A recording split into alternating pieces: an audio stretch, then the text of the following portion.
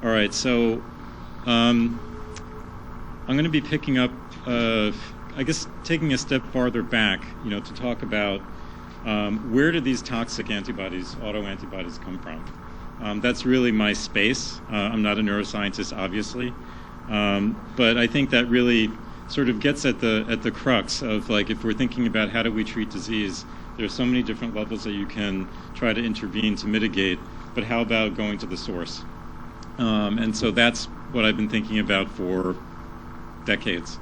And so many of you probably know one of the unique biological problems that the immune system has to solve is that just as it's readying your body with this, remarkably complex repertoire of antigen specificities, right? When you got that COVID-19 vaccine, you already had B and T lymphocytes that were specific for antigens within that vaccine, right? So that was ready-made before COVID ever existed. And so sort of the trade-off of that process, which is because there's a genetic diversification of the antigen receptor genes that has to happen in order to make a B or T cell, sort of the gift with purchase is that because it's sort of quasi-random, you're going to get some lymphocytes that you don't want. And the most prominent of those are ones that have self-reactivity. And so because of that, the immune system has to have a way of sort of vetting itself, monitoring itself in a process called tolerance, which is really the immune system's tolerance to you. And that's basically a way of describing a pretty straightforward process by which self-reactive lymphocytes that naturally emerge during the course of this genetic diversification process are called out. They have to self-identify, and then they undergo some sort of execution process or deactivation process, so they cannot cause you harm. That's just how it works. And so that's what I study. So the molecule that my lab has worked on, the one project that I'm going to be talking about, led by two graduate students, Abi Amarnani and Maria Ocasio-Lopez, discovered that this transcription factor, which was actually very well known for its critical role in the development of all pigmented cell lineages, also happens to have an important role in B cells. Who knew? So it's like some of the other molecules I heard today, like FOXO3, PARP1, they also live very happy and very prominent lives in the immune system world, and it was nice to see them here too, not surprisingly.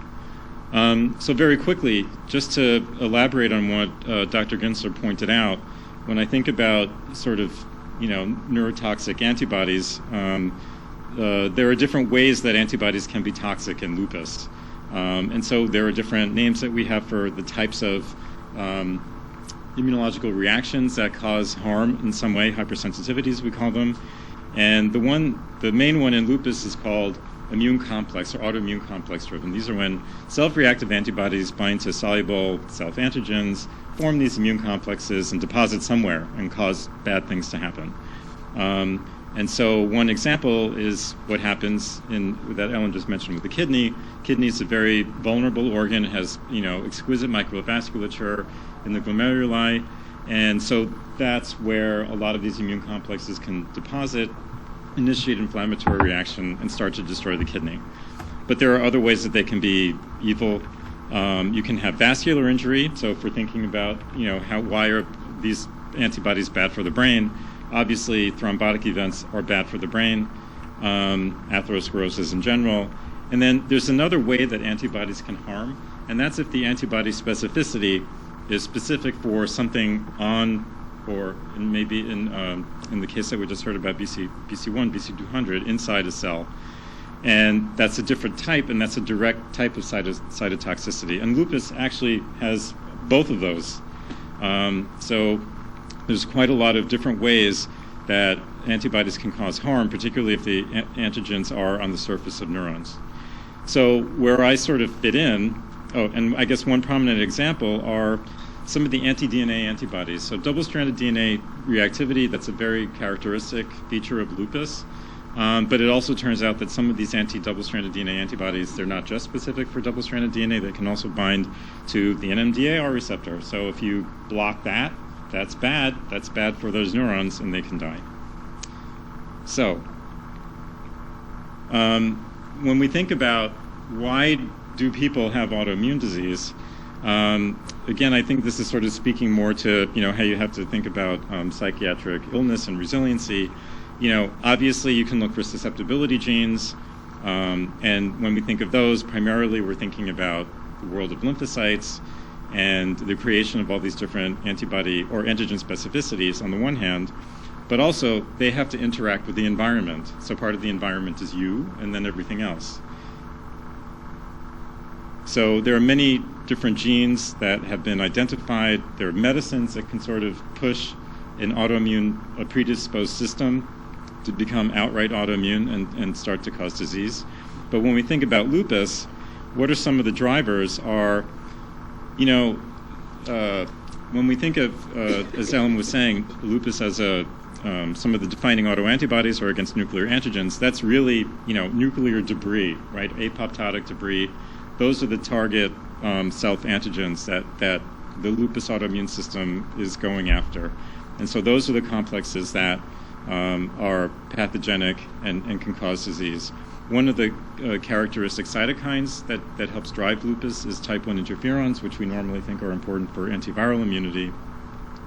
And that's the cycle that's perpetuated, and so that's the one that's a target for current therapies that try to get at more underlying causes. So how are we studying this? We're looking at a transcription factor, MITF, and we have two different mouse models. Mice can also get lupus. They're very great models for to study human immunology in most ways. And we have two different mouse models for MITF deficiency. So one is a B cell specific inactivation model, where MITF and related proteins are inactivated with a transdominant inhibitor. Another is a systemic conventional null mutation where all cells in the mouse's body lack MITF.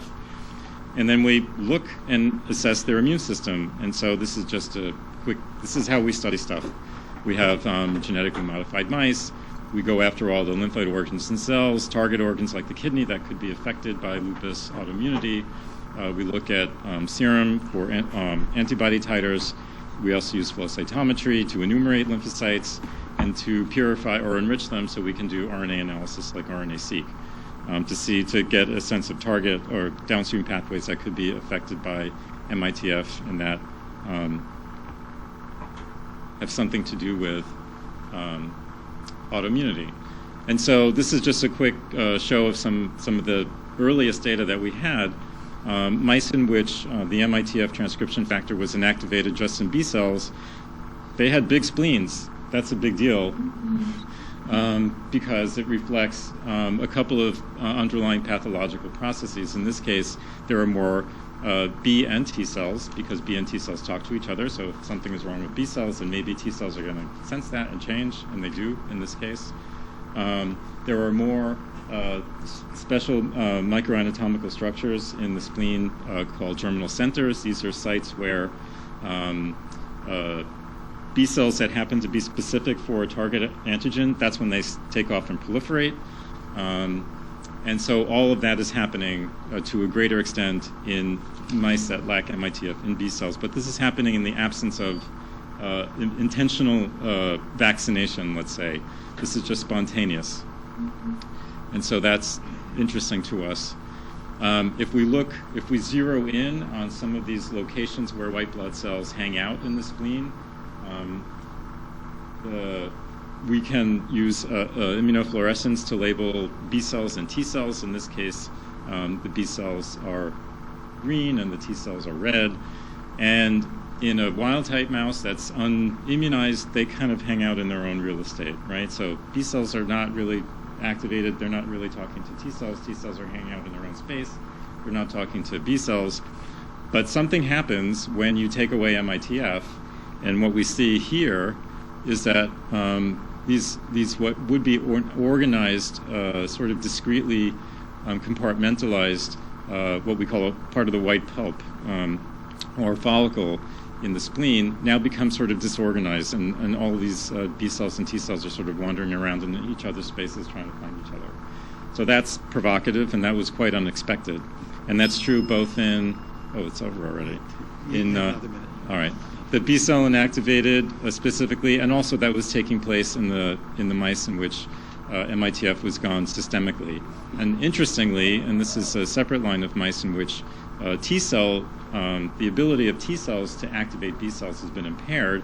Now we sort of restore something back to normal, even though B cells still lack MITF function.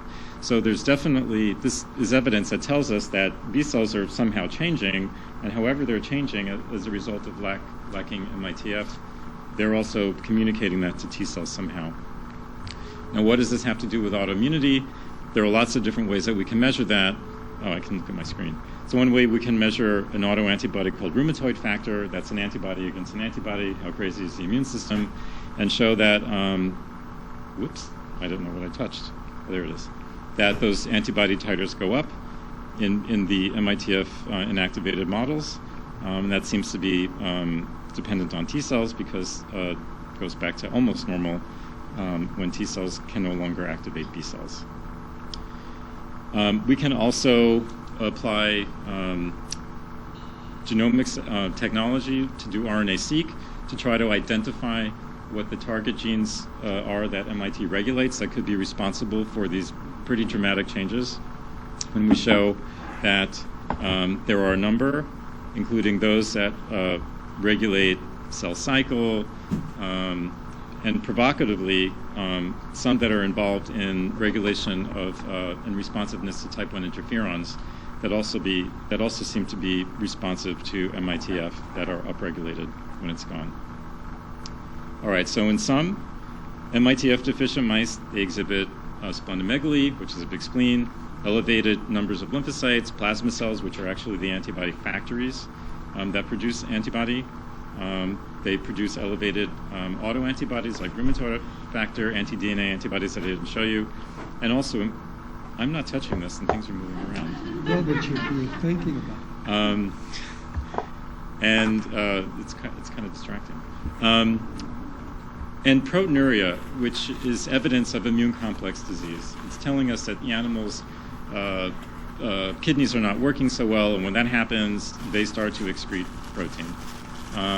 And so a lot of things are happening in these animals that are telling us that MITF is important for B cell homeostasis, for activation, because we see all these germinal centers that shouldn't normally be there. And then replication is something of what the RNA-seq told us.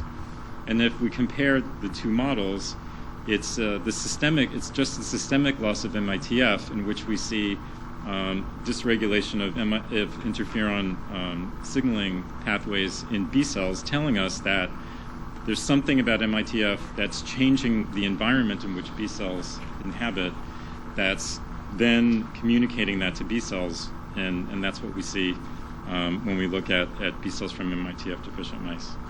So for the future, I think we're very curious about what is talking to MITF itself, and what are the pathways that it regulates, and how do they control tolerance? We still haven't answered that question. The other curiosity is like, what range of autoreactivities does it control? So if, for example, I showed you data on a couple of different autoantibodies, but there are lots of different kinds. It would be interesting to know if MITF has anything to do with gatekeeping or vetting out B cells that could be autoreactive B cells that are producing BC200 specific antibody. It's not sort of a general property that just because you lose a tolerance mechanism that you're going to get every autoimmune disease, right? These mice don't have type 1 diabetes, they don't have multiple sclerosis, they have something that looks a little bit like lupus. So you have to think very specifically about, it's not like the floodgates are open and every autoimmune thing happens. It seems to be very specific. And then ultimately, how does this relate to human disease? Quick acknowledgement. There's Avi with me in the middle, Maria and another graduate student, my lab, all the wonderful people here, Helen, Maya, Ellen, and Olga have been amazing collaborators. Pathology, Changmin Huan in surgery, and that's it. And thank you all. And our collaborators in Iceland. Thank you.